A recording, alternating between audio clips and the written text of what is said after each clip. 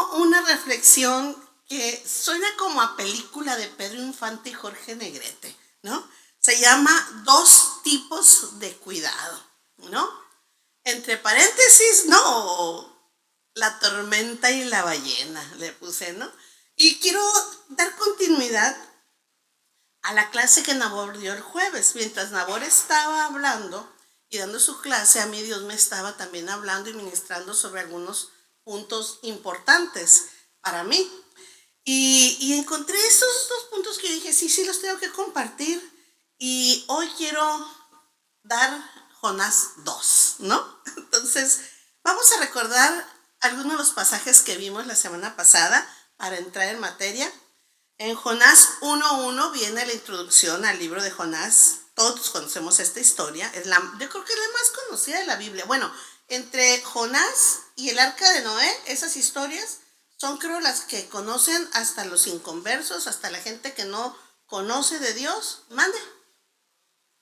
La del hijo pródigo, no, Nabor. Creo que Jonás, David y el gigante también, ¿verdad? Son historias que han trascendido las paredes de las iglesias y han permeado por su impacto y por lo interesante y por lo interesante que está. Ha permeado fuera de los muros de las iglesias y los conoce todo el mundo. Entonces, vamos a ver a Jonás. Una vez íbamos a dar una clase de Jonás, ¿verdad? Para los niños, ¿verdad? Entonces estábamos hablando y de repente algo hablamos sobre los ejemplos y queríamos hablar de la mentira y dijo, bueno, vamos a ser sinceros. Dije, Jonás mentiroso no fue. Yo creo que fue uno de los pocos pecados que no cometió el hombre, ¿verdad? Mentiroso no fue, pero generalmente esta historia está incluida en la mayoría de los ejemplos cuando hablamos de la obediencia, ¿verdad? Entonces vamos a ver lo que dice de Jonás 1 y 2. Vino palabra de Jehová a Jonás, hijo de Amitai, diciendo, levántate y ve a Nínive, aquella gran ciudad. Pregonad contra ella, porque ha subido su maldad delante de mí. Nabor nos hablaba ya mucho de esto, de la gran maldad que había en esa ciudad. Al final del libro, la última frase, Dios dice algo que a Nabor le causó mucha gracia, pero a mí, cuando yo la leí, lo escuché, dije, es cierto. ¿Qué opinión tenía Dios de ese pueblo salvaje?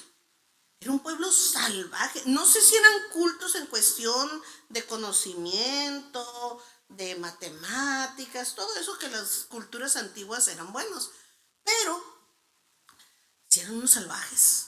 En cuestión de pecado eran unos...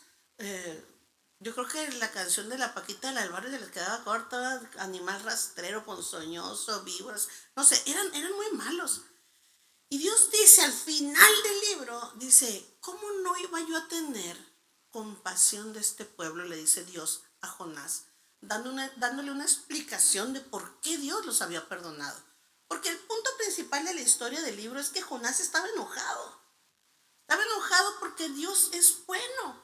Y porque aunque ellos eran muy malos, Dios los perdonó cuando ellos se arrepintieron.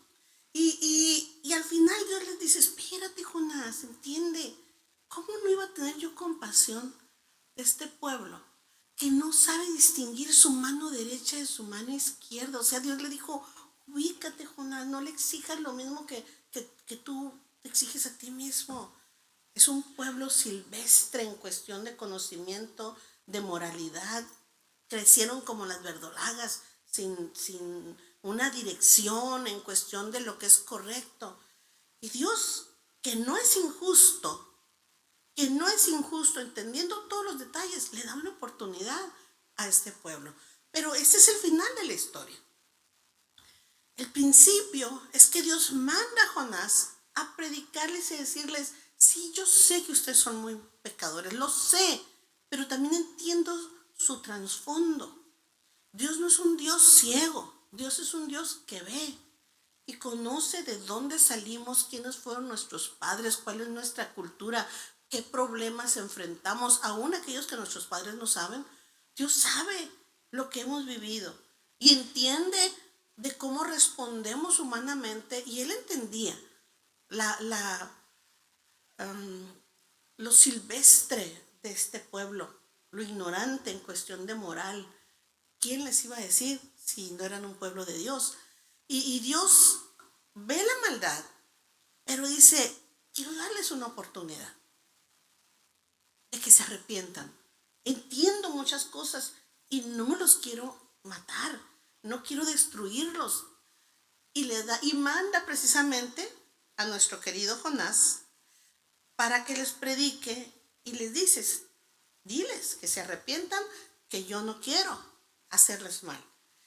Entonces vimos, ¿verdad?, que Dios le da una encomienda. Dios tiene un plan, una encomienda, le da una orden a Jonás, le da un propósito a su vida, porque no volvemos a saber nada de Jonás en la Biblia.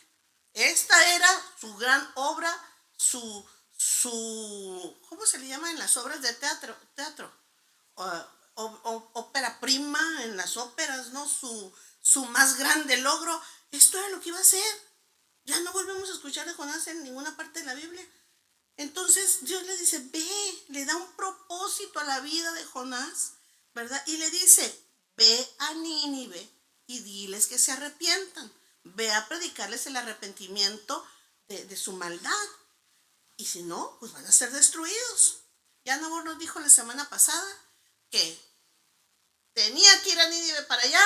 ¿Y para dónde caminó Jonás? 180 grados quedamos, ¿no, Nabor? Dijo, ¿para dónde dices, Dios, que tengo que ir? Para allá. Ok, vámonos para acá, ¿no? Entonces, de irse en el sentido que Dios le había mandado de ir a Nínive. La manda a Tarsis. O más bien, él se va a Tarsis. ¿Por qué? Porque él quiso. Entonces huyó hacia Tarsis y está en una dirección opuesta a donde Dios le había mandado. Y es aquí donde quiero empezar la analogía con nuestras vidas. Voy a preguntar esto. ¿Cuántas veces Dios nos ha dicho algo, nos ha aconsejado, nos ha encomendado, nos ha mandado a hacer algo? Esto es lo que tienes que hacer. Estos son los cambios para tu vida. Esta es la dirección donde quiero que camines. Deja de hacer esto. No te endeudes. Debes ir en esta dirección. Y el espíritu de Jonás viene sobre nosotros. No, era el Espíritu Santo, ¿no? No. El espíritu de Jonás viene sobre nosotros y decidimos, porque es una decisión que tomamos, que eso que Dios me está diciendo no lo voy a tomar en cuenta, no se aplica en este momento, no es el momento más oportuno para hacer esos cambios, lo voy a postergar para después.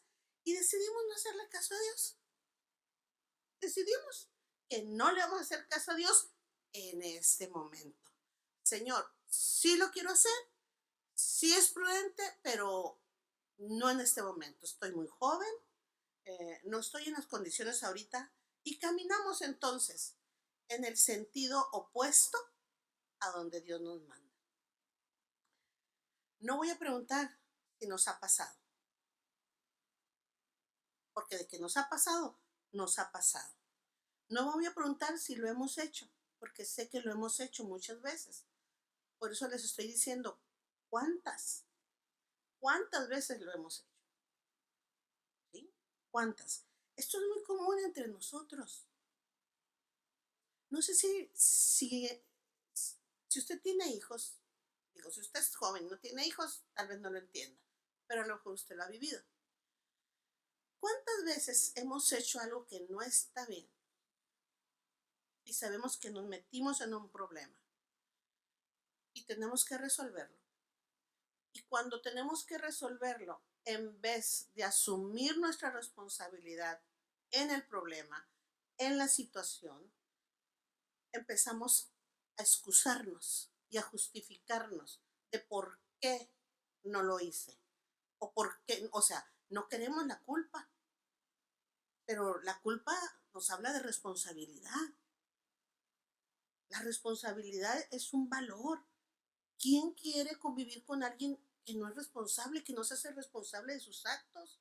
Que siempre todos los demás son los malos, todos los demás se equivocan, todos los demás ofenden, todos los demás hacen cosas para lastimarme. ¿Y tu parte? ¿Qué te toca a ti? Porque en toda relación hay dos personas implicadas. Pero yo no hice nada. A veces el silencio, o a lo mejor ese es el problema, ¿no? A veces yo le decía, pues si no hice nada, ese es el problema. Me decía que no hiciste nada.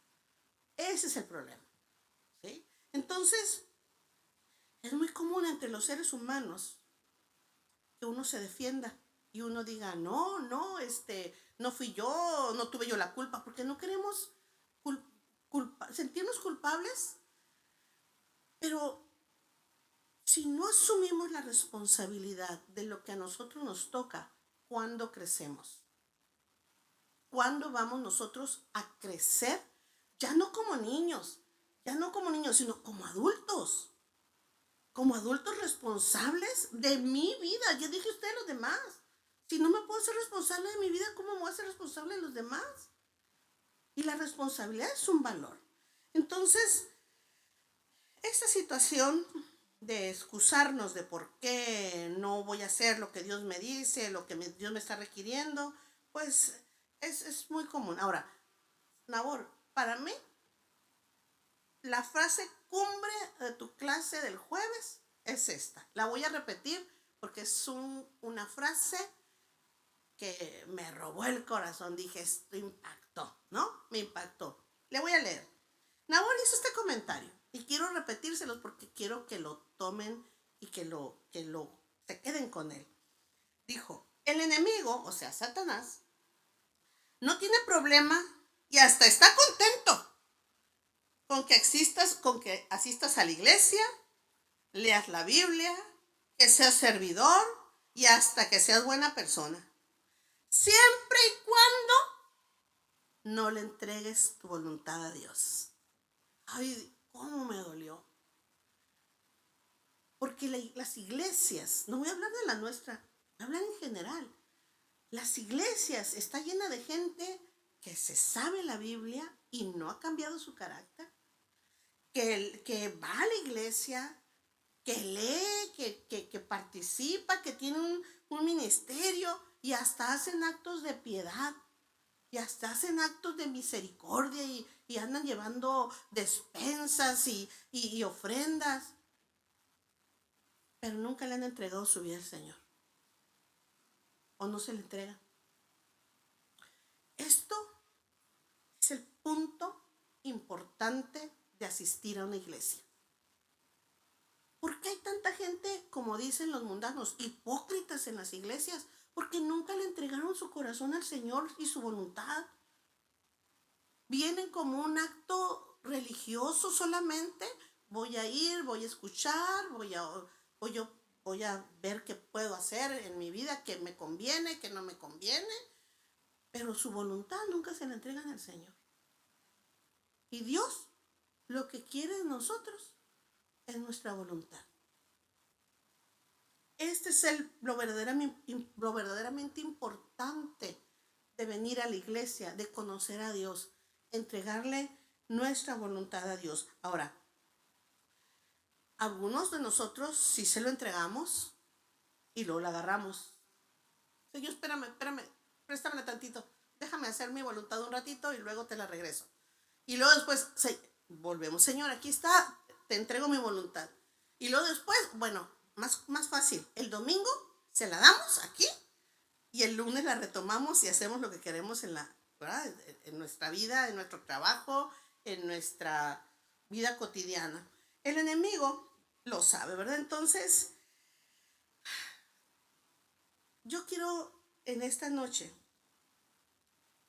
decirte que un verdadero cristiano está entrenado, le entrega su voluntad a Dios y está entrenado en el acto de obediencia. ¿Cuál es el síntoma pivote, el síntoma principal de que uno le ha entregado su vida y su voluntad a Dios? ¿Alguien me quiere decir? Pasar el agravio es una, muy bien. Fruto, muy bien. ¿Qué dijo la pupi? Obediencia. La obediencia incluye el agravio, incluye todo. obediencia. ¿Dónde creen ustedes que somos probados? En la obediencia. Señor, toma mi vida.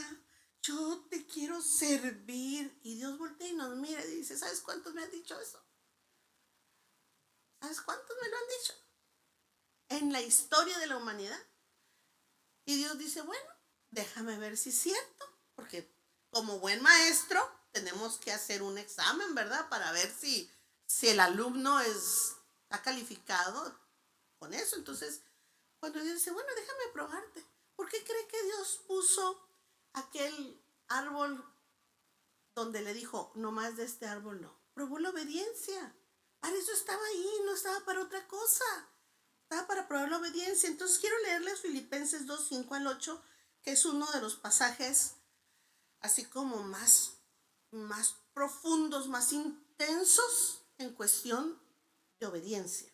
Dice, haya pues en vosotros este sentir que hubo también en Cristo Jesús, el cual, siendo en forma de Dios, no estimó el ser igual a Dios como cosa que aferrarse, sino que se despojó a sí mismo, tomando forma de siervo, hecho semejante a los hombres, y estando en la condición de hombre, se humilló a sí mismo, haciéndose obediente hasta la muerte y muerte de cruz. Hay algo aquí que así como que hace que mi cabeza y mi ser no quiera. Se humilló a sí mismo. O sea, era en forma de Dios, pero no consideró que era Dios. Y decidió humillarse a sí mismo, haciéndose obediente. ¿Sabe que la obediencia en todos los aspectos demuestra nuestra humildad a alguien? Cuando el patrón le dice a su trabajador, oye, quiero que me hagan las cosas así, así, así, así, así, y así, así, así, así, así. Y el trabajador decide hacer las cosas como él opina que se tienen que hacer. Y no es obediente al patrón. No está demostrando su sujeción, su humildad al reconocer que el que le paga, ¿quién es? El patrón. El que paga manda. Podemos hacer sugerencias, pero el patrón decide. Demuestro mi humildad al ser obediente. Los hijos demuestran su humildad, el sujetarse en humildad al liderazgo de los padres cuando obedecen. Es en la obediencia donde muestran esta humildad. Es en la obediencia que nosotros tenemos donde mostramos que somos humildes al ponernos al servicio de la persona a la cual estamos obedeciendo. Por eso Jesús dice aquí, por eso en Filipenses más bien dice que Jesús se humilló a sí mismo haciéndose obediente. Cuando somos obedientes practicamos el ser humildes o el ser humillados, ¿no? Humillarnos. Entonces cuando dices humillación, oye, eso se siente feo.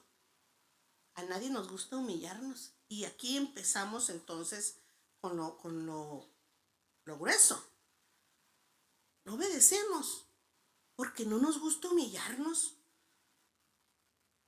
¿Por qué no obedezco? Porque no me quiero humillar. Mi carne se revela.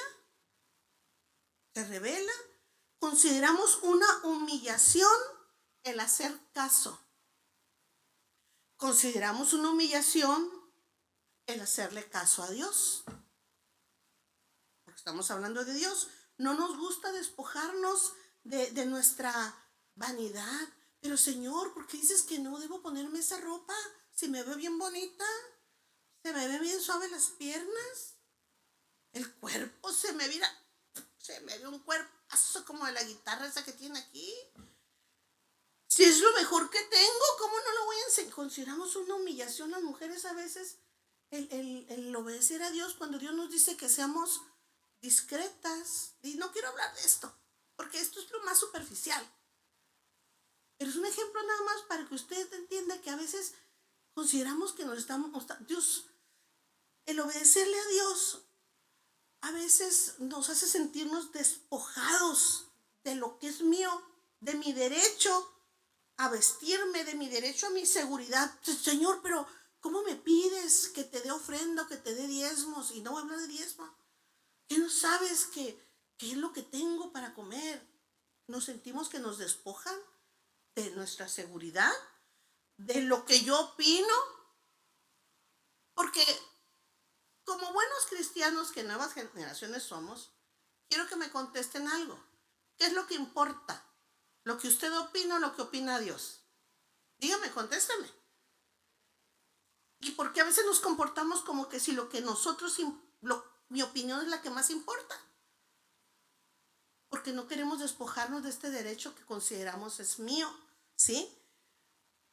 No quiero tomar la forma de siervo, no me gusta sentirme humillado. Yo en la mañana le decía a una persona que estábamos hablando de la humildad y de estas cosas, y estaba hablando con una pastora y le dije, ¿sabes cuál es el problema? Le dije, que no nos gusta humillarnos, pero la persona que es humilde anda pegadito al piso. La persona humilde no tiene para dónde caer, ya se está arrastrando. ¿Quién es el que siente la humillación? El que se levanta. El que se levanta. Pero el que anda bajito, a la humillación. Dicen, entre más alto, más dura es la caída, ¿no? Eso es la humillación. Sentir que estaba aquí y me bajaste hasta acá. Pero si usted y yo estamos conscientes que la Biblia dice que de lo que vil y menospreciado, si a usted no se le olvida de dónde lo sacó Dios, porque todos los que estamos aquí tenemos una historia. Todos los que estamos aquí tenemos un pasado que Dios lo perdonó y que Dios lo olvidó y que parece que a veces nosotros también lo olvidamos. Y yo creo que está bien que no sea una piedra en mi garganta, no sea en mi espalda que no me permita avanzar. Yo estoy de acuerdo, pero no debemos olvidarnos. Nuestra naturaleza corrupta, pecaminosa y malvada. Todos tenemos una naturaleza bien perversa y bien torcida y bien malvada. De ahí nos sacó Dios, dice Sado. Yo sí necesitaba el perdón. A veces que yo le doy carrilla con algunas cosas de su pasado. Me volteé y me dice, él no se defiende. Y él me dice, Reina, yo sí necesitaba a Cristo, ¿no? Nuestras vidas son muy diferentes. Yo viví una vida de hija de casa. No anduve rodando, no fui drogadicta, no fui alcohólica, no fui prostituta, no me acosté con nadie antes de casarme. Y aún con todo eso, había mucha maldad en mi vida. Hay mucho más que lo aparente. Y sí necesitamos a Cristo. Y aquí todos estamos igual. No se nos debe olvidar quiénes somos. La obediencia es humildad. En la obediencia nosotros renunciamos a nuestro orgullo. En la obediencia nosotros renunciamos a nuestra autosuficiencia. En nuestra obediencia nosotros renunciamos a nuestra fortaleza personal, a nuestras capacidades mías, yo puedo. En nuestra obediencia nosotros renunciamos y nos despojamos aún de la fortaleza mental y emocional que podamos tener. Lo entregamos todo. Nos humillamos a decirle, Señor, sé que tengo cosas buenas, pero si tú dices que esto es mejor para mí, yo lo acepto. No somos diferentes a Jonás, porque estamos hablando de Jonás, se me había olvidado, mi amor, ¿no? No somos diferentes a Jonás. Mire, hay cosas bien extrañas con las que Dios a veces prueba nuestra humildad y nuestra obediencia.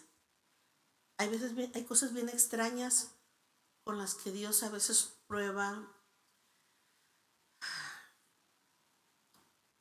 si le entregamos nuestra voluntad a Él o no. Bien extrañas. Hay un profeta que para mí es el mejor profeta de la Biblia, el más sublime, el que tiene muchos capítulos, su libro, que es Isaías.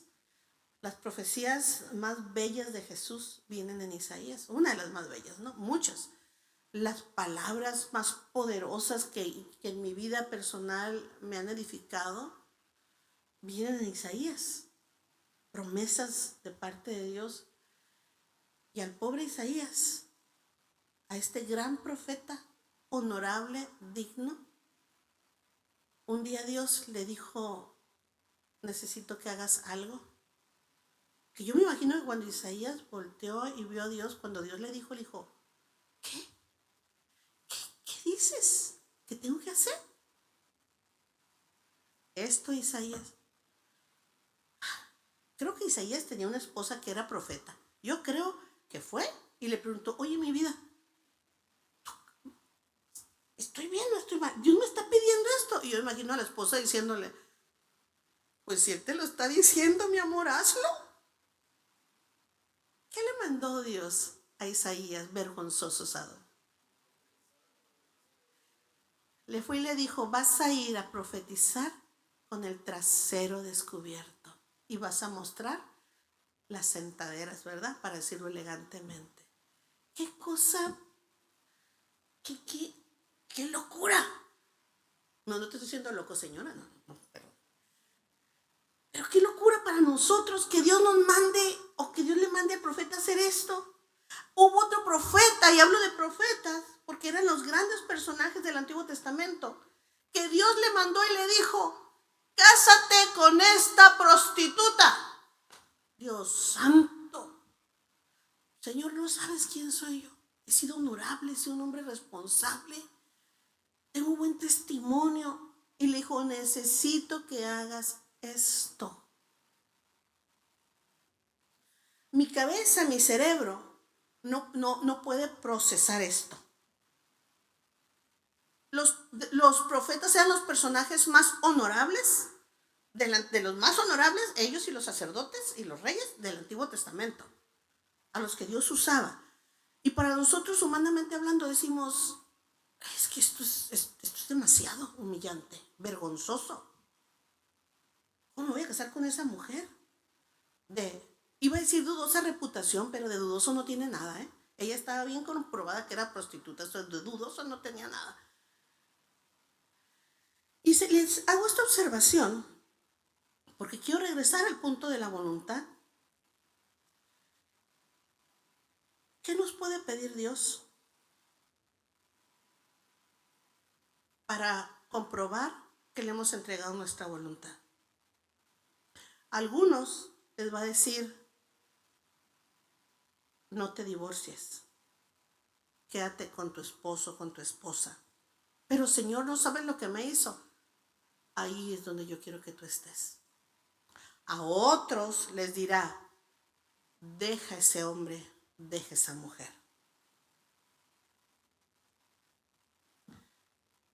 Dios no tiene moldes.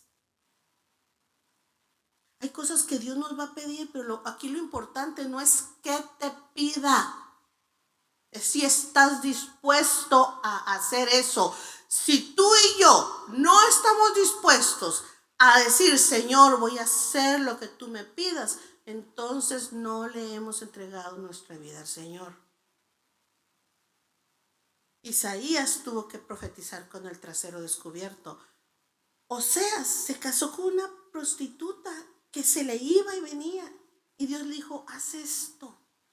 Y vuelvo al punto: ¿qué te pide a ti y a mí Dios, con el que va Él a ver si estamos dispuestos?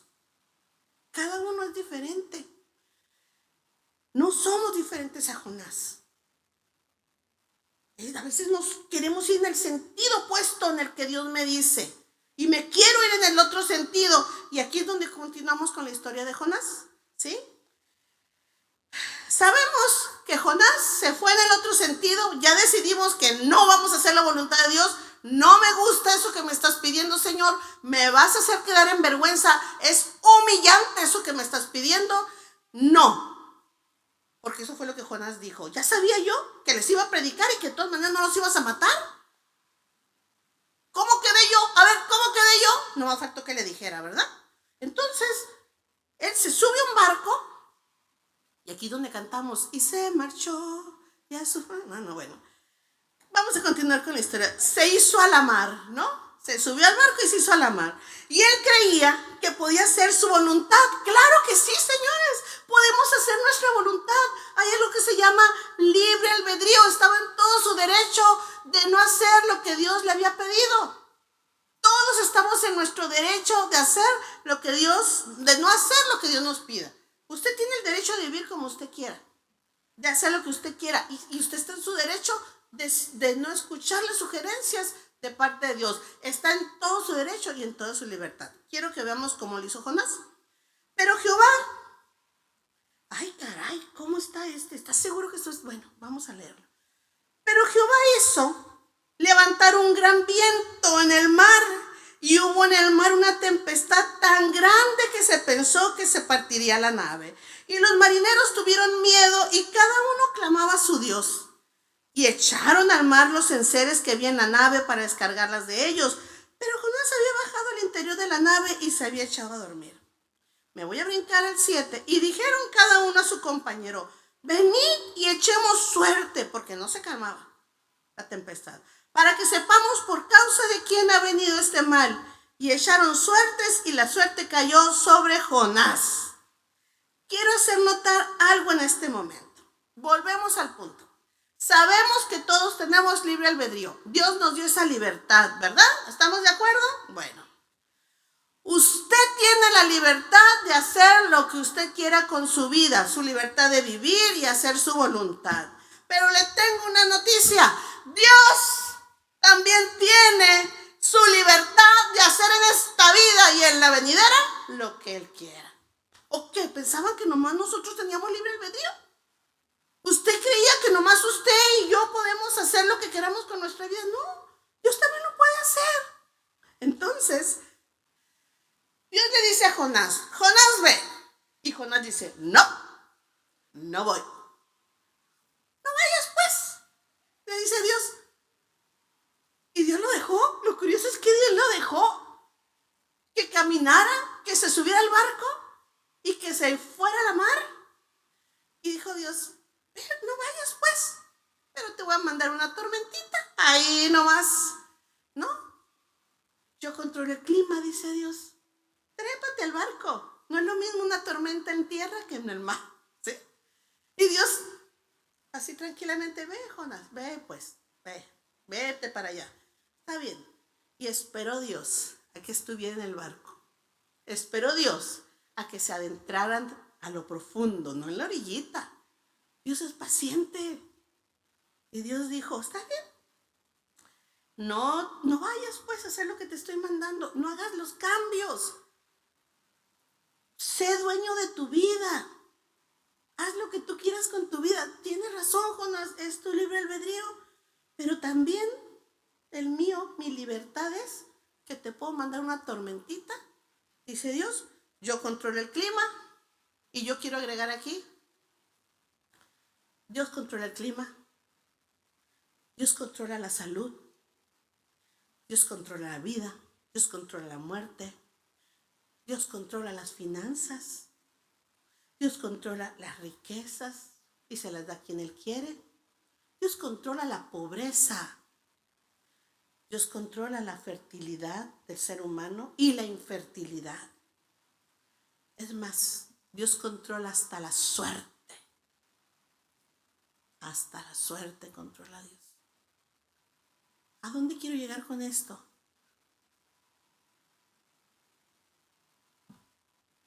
¿Cómo están tus finanzas? ¿Cómo está tu prosperidad? ¿Cómo está tu salud? cómo están ciertos factores que dependen de Dios en tu vida. ¿Quieres ser rico? Discúlpame, yendo en el sentido contrario, donde Dios te manda, Dios te dice, no, tú haz lo que quieras, mijito, yo controlo la tormenta. Y ya que estés bien adentrado en lo que estás haciendo, ahí voy a mandar una tormenta. Dice Proverbios 16:33.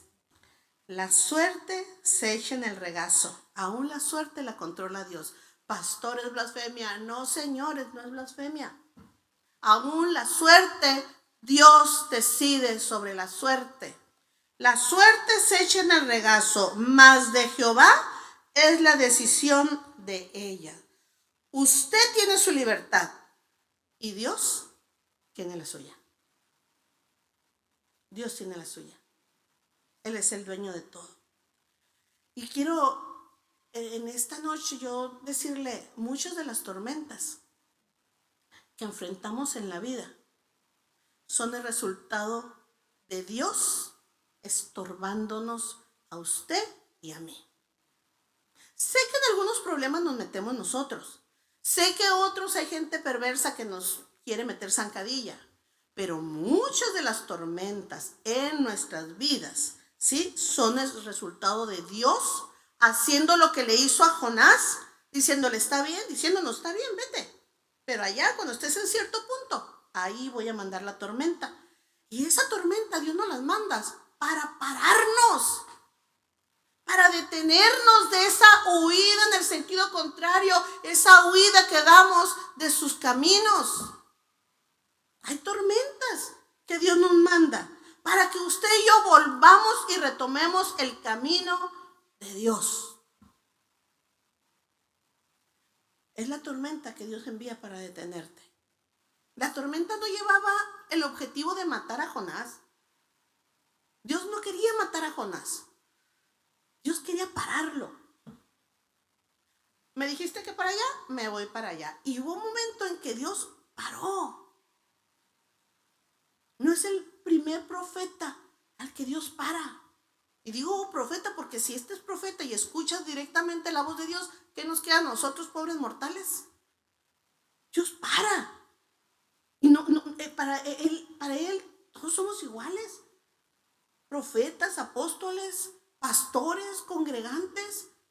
Él tiene un propósito y nos da dirección y nos da consejos para que nuestra vida sea mejor, pero si nosotros no queremos, hay un momento en que Dios diga, te tengo que detener porque vas a la destrucción, porque no vas a cumplir con tu propósito, porque lo que te va a hacer famoso, Jonás, lo que te le va a dar trascendencia a tu vida, no lo estás queriendo cumplir. Jonás no sabía que él iba a ser tan famoso, que todos íbamos a hablar de cómo huyó y cómo Dios paró esa huida. Quiero leerles Jonás 1, 9 y 10. Dice, y él le respondió a los marineros cuando echaron suertes, le dice, y él le respondió, soy hebreo y temo a Jehová, Dios de los cielos, que hizo el cielo y la tierra. Y aquellos hombres temieron en sobremanera y le dijeron, ¿por qué has hecho esto? O sea, ¿cómo te pones a hacer esto, Jonás? ¿Por qué haces esto conociendo a tu Dios? Lo poderoso que es tu Dios. Mira qué Dios hay que puede hacer esto. Ya le rogamos a todos los nuestros y ni uno nos hizo caso. O sea, tu Dios es poderoso. Y le dice, ¿por qué has hecho esto? Porque ellos sabían que huía de la presencia de Jehová, pues él se los había declarado. Y le dijeron, ¿qué haremos entonces contigo para que el mar se nos aquiete? Porque si no, aquí nos vamos a morir todos. Porque el mar se iba embraveciendo más y más. Y él le respondió, agárrenme pues, tómenme y échenme al mar, desháganse de mí, yo soy la porquería, yo soy lo peor, porque luego nos da por hacernos las víctimas. O sea, ya que hicimos el desastre, nos da por flagelarnos, yo soy maldito el día que nací, como dice el versículo, ¿sí? Maldito el día que nací, yo no pedí nacer, yo no quería ser profeta, ¿para qué me hablaste? O sea, ¿de qué se trata esto? No. Y empieza y dice, tomadme y echadme al mar, y el mar se aquietará, porque yo sé que por mi causa ha venido esta gran tempestad sobre vosotros. Y yo quiero aquí hacer notar algo. No voy a hablar de la víctima de Jonás, ¿no? Quiero que me contesten porque ustedes son muy inteligentes. ¿Por qué se originó la tormenta esa? ¿Por qué? ¿Por causa de quién? ¿De Jonás? Quiero, a ver si usted me sigue. La tormenta en ese día, esa gran tormenta, se originó por el hombre de Dios, por la desobediencia del hombre de Dios, ¿sí? Mire, los marineros son de lo peorcito. Bueno, también los fraileros, ¿verdad? Pero bueno, hay muchos que son de los peorcitos. Los médicos no se quedan atrás. Los marineros tienen una fama de tener un amor en cada puerto. Hijos donde quiera. Tienen una boca. Son puros hombres la mayoría de las veces. Y entre hombres, pues ya ven que son bien barbajanes. Ay, no, ¿verdad? Perdón, aquí somos elegantes. Aquí la mayoría de los hombres somos finos, ¿no? Pero ellos, los marineros, son unos barbajanes. Dicen palabrotas, cuentan chistes colorados, se cuentan sus amoríos, sus historias con sus mujeres, y hablan groserías, y andan con el torso desnudo ahí, ¿no? Y tienen aquí tatuado no sé qué, ¿no? Y un perico aquí. Ah, no, ese es... No, el perico es de otra parte. Pero, ¿a dónde quiero llegar? Dígame usted, ¿quién considera usted que era más pecador? ¿El santo profeta Jonás o esa bola de marineros sátrapas, patanes, rústicos? Y uno dice, espérame, esos marineros andaban en el mar con todos sus pecados, eran bien pecadores, inconversos, eran pecadores de buenos. Sin embargo, señores, esos pecados de esa bola de sátrapas, patanes, barbajanes, los pecados de esos barbajanes no desencadenaron la tormenta. La tormenta la desencadenó el pecado, la desobediencia del hombre y del siervo de Dios. ¿A dónde quiero que lleguemos con esto? Mire, aquí se lo voy a demostrar. Jonás 1, 15, 16. Y tomaron a Jonás y lo echaron al mar, y el mar se quietó de su furor. Y temieron aquellos hombres a Jehová con gran temor, y ofrecieron sacrificio a Jehová e hicieron votos. ¿Cuántas tormentas en esta sociedad, en la vida diaria, no serán causa de alguna desobediencia de algún siervo de Dios, de algún cristiano? ¿No serán causa del cristiano maltrecho? Porque así lo quiero decir, cristiano maltrecho, ¿sí? Al que Dios quiere parar. Ellos eran mundanos, ellos vivían así. Y Dios los miraba y no los quería exterminar. No existiría el mundo. Pero cuando un cristiano, cuando un siervo de Dios, cuando un hombre, una mujer de Dios decide vivir en desobediencia, eso puede traer tormentas a nuestra sociedad. Voltear tu trabajo, cancelar. ¿Pero por qué cerró la planta? Por tu culpa. Por tu culpa, porque Dios a ti no te quiere bendecir. ¿Pero qué culpa tienen los demás? No sé, a Dios no le importaban los otros marineros. Escupe al pecador, al hombre de Dios, a la mujer de Dios que va en sentido contrario y que Dios dice no, no y no. Y no te va a dar lugar. No va a haber trabajo, no va a haber negocio, no va a haber espacio para ti. Mientras huyamos de Dios, no va a haber espacio. Arrastras la nube negra junto contigo. Porque Dios no te va a perder. Y estás peleando contra Dios. Y Dios te dice, yo te sigo, papacito. Yo te sigo, hijo. ¿Que ahora vas a entrar aquí? Pues hasta que no te corran, hasta que no te escupan de ahí, hasta entonces yo voy a quitar la tormenta de ese lugar. ¿Cuántas tormentas en la sociedad no serán por causa de algún cristiano maltrecho al que Dios quiere estorbarle en esa locura de su caminar? La historia usted sabe que no termina aquí. Lo avientan al mar y luego ¿qué pasa? Viene un gran pez. No vamos a hablar, yo le puse la ballena porque para darnos una idea, ¿verdad? Pero la Biblia dice que es un gran pez. Ya mi esposo ya me corrigió y sé que va a haber muchos teólogos que van a decir, la Biblia no dice que era una ballena, pues lo que fuera, pues. Tiburón, orca, no sé, ¿qué puede ser? El leviatán, si usted quiere. Era un gran pez que la mayoría de nosotros que no somos tan cultos, siempre lo hemos interpretado como que era una ballena. Vamos a decirle la ballena, ¿está bien? Bueno, pero Jehová tenía preparado un gran pez que tragase a Jonás. Dios no improvisa. Escúcheme. Dios no improvisa. Dice que Dios tenía preparado a ese gran pez. Yo imagino al pez diciendo, pues aquí me dijo el Señor que me esperara, que algo me iba a caer, ¿no? Y el pez daba vueltas y vueltas y yo decía, iba a decir como dicen, tequiricino, pero no es así.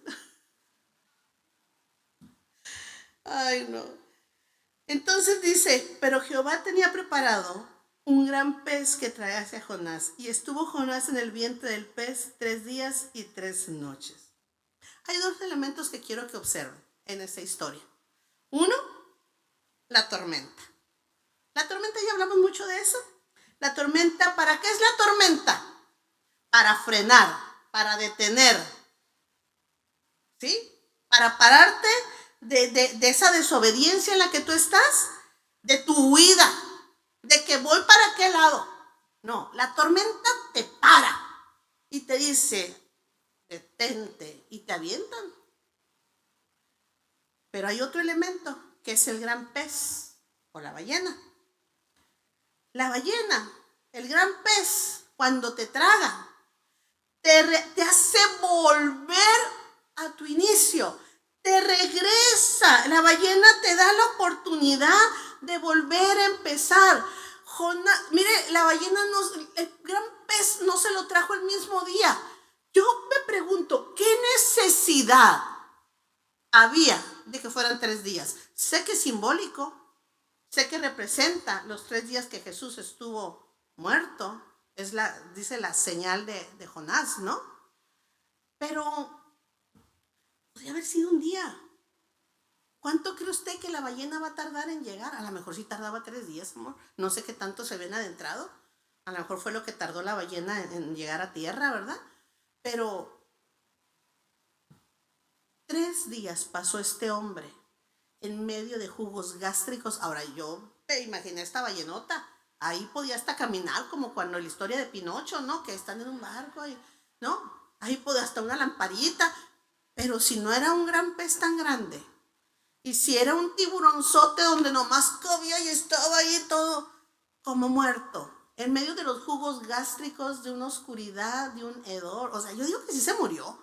Yo pienso que es muy difícil estar ahí y no morirte. Y si era ansioso como nosotros, mi querido Roberto, si no se murió ahogado, se murió de la ansiedad, la taquicardia, ¿no? Para muchos de nosotros nos podemos morir solos, nomás de imaginar, o con claustrofobia. Bueno, la ballena es el símbolo que te regresa la oportunidad de volver a empezar, que te va a hacer, que te resetea,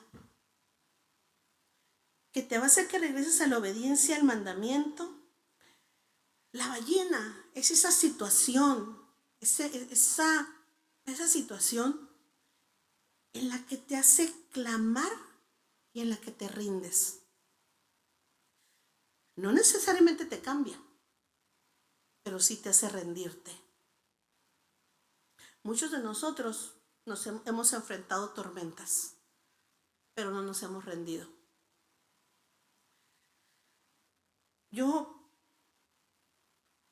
Hay cosas en las que yo me he tenido que rendir. Para mí una gran ballena fue el día que pensé que yo tenía cáncer. el día que tuve mi sangrado, empecé a tener sangrados transvaginales posmenopáusicos después de mucho tiempo de no haber arreglado. Yo como doctora dije, tengo que descartar el cáncer, porque es muy común. Y luego la ginecóloga me dijo, pues doctora, está usted gordita, ya de edad, usted ya no debería arreglar, así como trae usted su matriz, pues yo sé, doctora, le dije, yo sé. Y para colmo lo descubrí hoy, con esto me mandan a hacer exámenes para hacerme un legrado y hacer la biopsia para ver qué era. Y cuando me voy y me hago los exámenes, tengo COVID. Yo he tenido mis casos de COVID asintomáticos. Yo no tengo nada. 3 veces he tenido y no siento nada. La única vez medio se me perdió el olfato o el gusto y hasta ahí, pero casi nada. Ahí Narda me llevó y descubre ella que Narda, tengo COVID. Y la ginecóloga me dice, no la puedo operar porque ningún quirófano usted va a poder entrar. Yo digo, yo quería que en el momento me quitaran la matriz para librarme del cáncer y si es que fuera posible, ¿no? Pues no. Estamos hablando finales de noviembre, principios de diciembre. Y me dice, primero, doctora, aliviese, me dice la ginecóloga, aliviese del COVID, porque ahorita se muere más gente de COVID que de cáncer. No, hombre, me mandó a la lona. Pues ahí voy y me encierro en mi cuarto. Ya sabe, usted, te encierran, de la puerta para acá nadie pasaba, ahí me dejaban la comida en la entrada de la puerta. Yo pasé 3 días, un infierno, luchando con mi mente, con mi impaciencia, con mi temor a la muerte. Decía, ¿hasta cuándo? O sea, no me pueden hacer ni la biopsia. Si tengo cáncer van a pasar los días, no me pueden hacer nada. Y yo pasé 3 días desesperada, llorando, así llorando, la cara hinchada. Y pasé un infierno, 3 días donde el diablo me decía, qué bonita Navidad vas a pasar este año, ¿verdad? Qué cruel es tu Dios. Y ahí yo tuve que enfrentar al mismo diablo y decirle, no, mi Dios no es cruel. Me puedes decir cualquier cosa, de mí puedes decir lo que quieras, de mi familia, de mi iglesia, de mis amigos, puedes tratar de meterme la duda, pero de mi Dios, de Él no dudo. Y a los 3 días, creo que con esta conversación yo terminé esos 3 días. Creo que cuando yo le dije al diablo esto, y a mi mente, y a mi manera de pensar, y a mi manera de ser, para mí esta fue mi ballena. Yo pasé 3 días clamando y en agonía espiritual o emocional. Y cuando yo salí de ahí, yo le dije a Dios, ya no me importa, tú tienes el control de todo. Si me quieres llevar, llévame. Si quieres que pase por un cáncer, lo paso. Si quieres que se me caiga el pelo y que me dé la quimioterapia, que lo que sea. Pero si quieres ser bueno conmigo, como siempre lo has sido, también espero en ti. Y le pregunté, le dije, ¿vas a ser otra vez bueno conmigo? Porque siempre lo has sido. Yo salí de ese lugar. Me reseteó Dios, como se dice en las computadoras. Yo creo como yo debería de haber sido desde hace mucho tiempo. Se me quitó el temor a la muerte. Desde entonces no tengo temor a la muerte, no le tengo temor a la enfermedad. Dios me hizo una nueva dimensión de fe para caminar como tal vez yo debía haber caminado en mucho tiempo. Yo no estaba en pecado. No he vivido una vida de pecado en muchos años. Nos hemos consagrado a Dios, pero cuando Dios me decía o me inspiraba o me aconsejaba que confiara en Él, que no tuviera miedo a la muerte, era algo que yo no podía soltar. Y ahí lo solté. La ballena es el instrumento que Dios usa para regresarte a sus caminos y a donde Él te quiere tener y a donde Él quiere, lo que Él quiere hacer contigo. La tormenta te para, pero la ballena te hace rendirte y te hace entregarte y te hace decirle, está bueno Dios, sí voy a hacer lo que tú quieras. Hazme de nuevo, aquí me tienes. ¿Qué es lo que dijiste? ¿A dónde dijiste que querías que fuera? ¿Sí? ¿A dónde? ¿A dónde? Entonces dice, vino palabra de Jehová por segunda vez a Jonás diciendo, levántate y ve a Nínive, aquella gran ciudad, y proclama en ella el mensaje que yo te diré. Dios no cambia lo que Él tiene preparado para nosotros. Y se levantó Jonás y fue a Nínive conforme a la palabra de Jehová. Y era Nínive ciudad grande en extremo, de 3 días de camino. Y comenzó Jonás a entrar por la ciudad camino de un día y predicaba diciendo, de aquí a 40 días Nínive será destruida. Conocemos la historia, ya Nabor nos la explicó muy bien.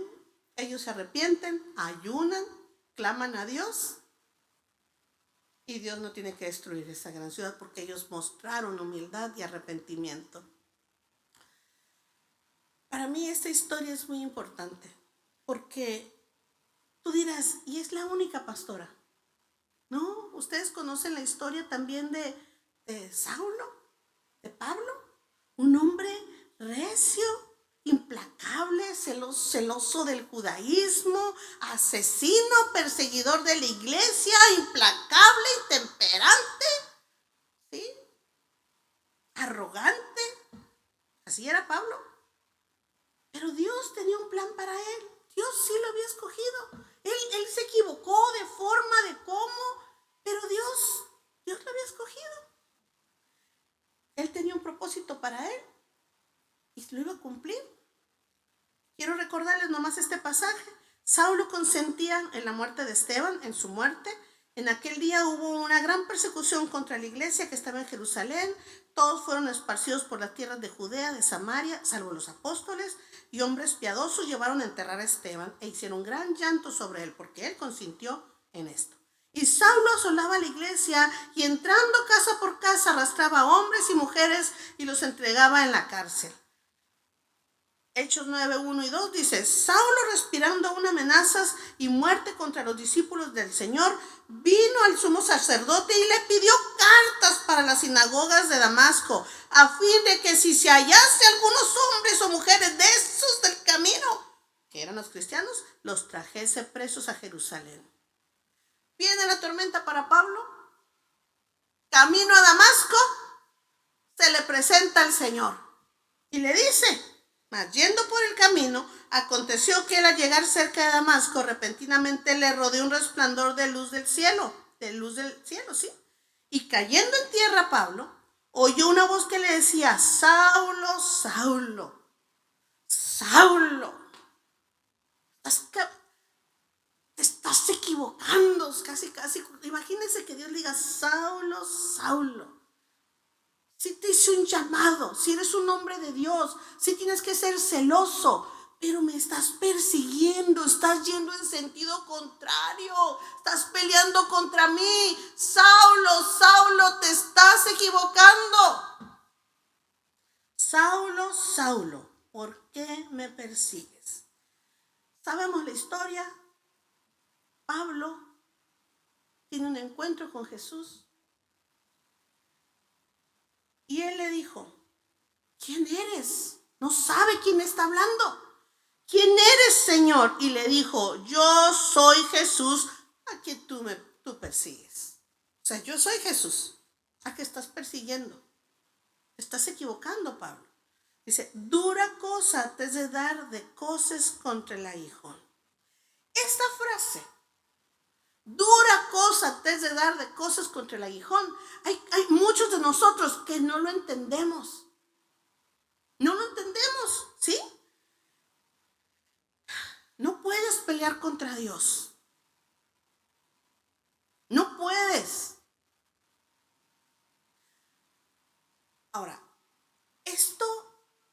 no es para toda la gente del mundo. Esto es para aquellos que hemos sido lavados por la sangre del Cordero, que tenemos un llamado de Dios, que Dios nos rescató. ¿Alguna vez le dijiste a Jesús, ven a mi corazón y hazme una nueva persona? ¿Alguna vez le dijiste a Dios, Señor, quiero seguirte, sálvame? ¿Alguna vez Dios hizo algo en ti? Entonces esto es para ti. Yo soy Jesús a quien tú persigues. Dura cosa te de dar de cosas contra el aguijón. Dios nos está diciendo, muchos de nosotros, no pelees contra mí, mi amor, mi corazón, te vas a hacer daño. Jonás, ¿a dónde vas, Jonás? ¿Qué crees que no te puedo traer? Jonás, tengo que traer de allá, Jonás. No, mira, si no quiero destruir a estos pecadores, menos a ti, no hagas ese berrinche, no tengas miedo. Jonás, bueno, no, ya se fue Jonás. Bueno, ahí le voy a mandar una tormentita, ¿no? Dura cosa es dar de cosas contra el aguijón. ¿Contra qué cosas estás pateando? ¿Contra qué aguijones? Muchos de los resultados de esos problemas en nuestra vida serios porque pateamos y nos herimos nosotros mismos. Ahora, vamos a ver qué instrumento utilizó Dios para convencer a Pablo. ¿Cómo convenció Dios a Pablo? Tormenta, le aparece, ya no veo, lo para, de una manera lo para. Segundo, ¿cómo lo hago regresar? Quedó ciego. Dice, él temblando y temeroso, dijo, Señor, ¿qué quieres que yo haga? Y el Señor le dijo, levántate y entra en la ciudad y se te dirá lo que debes hacer. Y los hombres que iban con Saulo se pararon atónitos oyendo a la verdad la voz, mas sin ver a nadie. Entonces Saulo se levantó de tierra y abriendo los ojos no veía a nadie. Así que llevándole por la mano, le metieron en Damasco, donde estuvo ¿cuántos?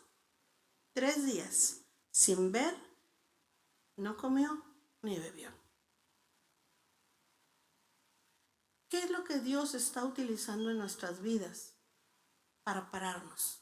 En nuestra carrera loca, imprudente, insensata, temerosa, desconfiada. No todo es pecado. Pero si hay cosas que no has cambiado en tu vida, si hay cosas que Dios dice, eso no te sirve, esa inseguridad, esa desconfianza, no te sirve. Dios va a tener que hacer algo para ayudarte. Y Dios te dice, confía en mí. Y tú dices, no puedo. Confía en mí, no puedo. Entrégate, no puedo. Dios te va a tener que ayudar. ¿Cuántos de nosotros no estamos aquí porque vivimos una tormenta? ¿Cuántos de nosotros no estamos aquí porque estamos en una situación desesperada que buscamos la ayuda de Dios? Y no todo, como le digo, no todo es que era drogadicto, que era alcohólico, que no. Muchas tormentas son aquí adentro. Una insatisfacción, un no encontrar, no hallar nuestro lugar, no entender por qué estoy vivo, por qué las cosas suceden así. El rey del libre albedrío es Dios. Y Él sabe qué tornillos ajustar. Dios es el rey del libre albedrío. Dios es el Dios que sabe cómo tocar tu vida, cómo llamar tu atención, cómo pararte, cómo detenerte cuando ya vas en una dirección muy lejana. Él sabe qué tornillos hay que apretar cuando nos aflojamos, cuando nos destartalamos, cuando nuestras vidas empiezan a perder sentido. Dios le dice a una iglesia, has perdido tu primer amor. Aún esas cosas Dios se toma en cuenta. Y esta noche yo quiero enseñarte sobre esto. Y esta noche yo quiero que oremos porque debemos reconocer que muchas de las tormentas en nuestras vidas, muchas de las tormentas que hemos vivido, son de origen divino. Y muchas de las situaciones que nos hacen clamar, y que nos hacen sentir que estamos en agonía, que estamos muriendo, que nos llevan, son aquellas ballenas, aquel pez grande en el que nos hace sumergirnos Dios, nos permite sumergirnos Dios, aquel que nos van a llevar al quebranto y que nos van a regresar al camino, que nos van a resetear. Y póngase de pie, ya terminé.